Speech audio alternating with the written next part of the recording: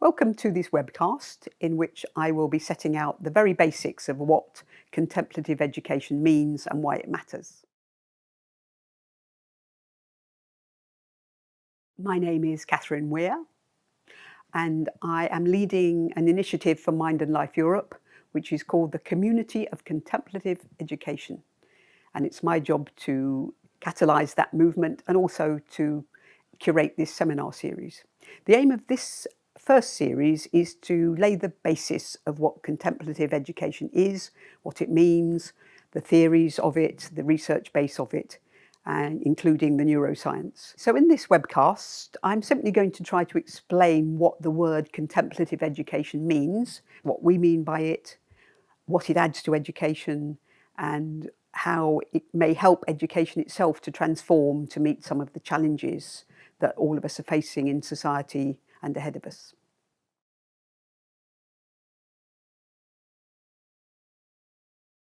So it may be helpful to try to explain what contemplative education means, because it's not a phrase that is in very common usage, but we find it a very helpful one to bring together a wide range of work.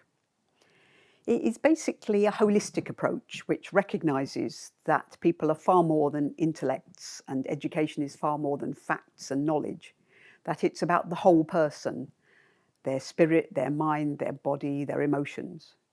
And schools and universities are about far more than individuals and classrooms. They're whole organisms where people come together and have an ethos and a way of being.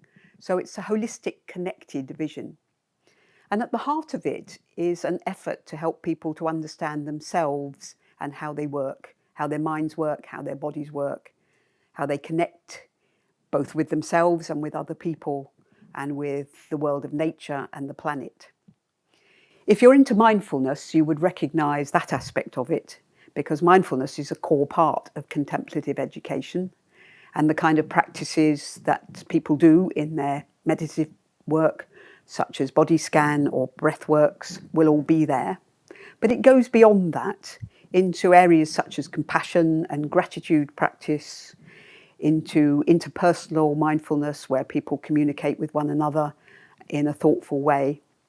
And it includes a very interesting area called contemplative pedagogy, which is about bringing mindfulness and self-reflection into the classroom, into the moment of teaching and learning, and applying that to the very heart of what we mean by education. And it also has a very strong ethical component, because it isn't just mindfulness and meditation for its own sake. It's about applying that to make the world a more engaged and interesting place and to push forward radical change that we all need if we're going to meet the challenges which we're all very familiar with and that we're all up against, such as climate chaos, social polarisation, the crisis in truth, which is a major concern for many of us, division, and so on. So contemplative education is trying to help address those by bringing the person to the very heart of the learning experience.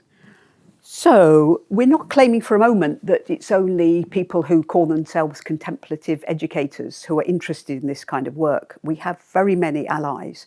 There's many people out there who feel education needs to shift profoundly away from a traditional view of the intellect only, of the competitive individual as education for the future, for your career, for your exam results, and to say it really ought to be about understanding yourself in the present.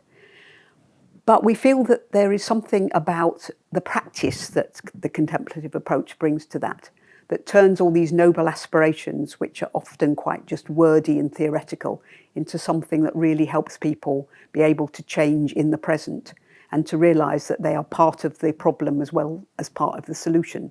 So we believe that this is the Trojan mole or the missing piece that can unlock the world of theory and good intentions and making it actually work in practice. And doing something really radical to address the problems that beset humanity, basically, which tend to originate in some of the worst side of our natures, our greed, our ignorance, our hatred, and to cultivate the best side of ourselves, our kindness, our compassion, and our recognition of common humanity. The problems don't emanate from other people who need fixing, they emanate from all of us. And I think that is what contemplative education helps us to realise, that it's through changing ourselves that we may hope to change our futures. I'd just like to read a rather nice quote from a person I had a real privilege of writing a book with. Our mission is not just to transmit knowledge, but to form human beings, to construct a worthy, beautiful human race in order to take care of each other and our precious planet. And that is from a Zen master called Thich Nhat Hanh, who has spent his whole life bringing mindfulness and meditation to the business of changing humanity for the better and helping all of us to realise that the way out is in and we start with ourselves. So what will this webinar series tell you about this whole area? Well, in the next one, I'll be giving you an overview of what's actually happening in schools and universities, what programs are happening, how it's being implemented, which may help you to ground this in something that's a bit more tangible. And I'll also be talking later about the research evidence that suggests that this is helping and is transforming people, individuals, schools, and so on. You'll be hearing from a lovely colleague called Guy Claxton, who has a very exciting radical views of what should be happening, not only in education, but to make contemplative education not too po-faced, not too monastic, to make it lively and real and authentic in a way that helps young people to really engage with it. You'll be hearing from two people who are into contemplative pedagogy in higher education about how we really bring this into the heart of teaching and learning and what methods that we use. And finally, we'll be hearing from Dusana Dorjee, who's a neuroscientist, who'll be talking about the inner workings in the human mind and body, how this was working through mechanisms like self-awareness, self-regulation, metacognition, being able to stand back from our experience and to look at it, to treat thoughts as not as facts, but as passing events. These are all really important mechanisms that help us to transform. And I'd like to just finish with the thought that all of this is not just about the future, because I've wound up feeling when I've worked both in conventional education and in radical education that both of these areas fall into the same trap of always leaning forward into our future, of always saying the world will be a better place when it's different, when we've changed it. And we need to remember that the only way we achieve serious change is by working right now in the present. And I have a lovely quote here from a colleague of mine who I work with in the creation of the book called Happy Teachers Change the World. And I think the title says it all. He says, what we're trying to do is to make school become a second family, where everyone sees it as a joint effort to create a place where it's not just about the future, not just about your career, your job, your position, or your money, but a place where you actually enjoy living and enjoy learning and enjoy exploring right now.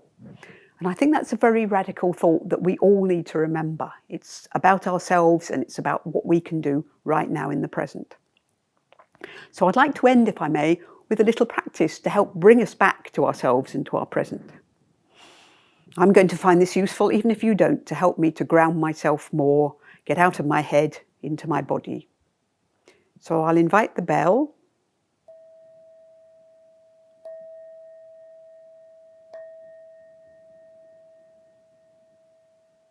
And as the sound dies away, we might all like to take time to find our feet on the floor, our bottoms on the chair if we're sitting, and to get back in touch with our body. Find our breath wherever we feel it most clearly. And just take a moment to be. And maybe make an intention that whatever else we do today, we make quite sure that we enjoy the lived experience, the miracle of being right here in the here and now.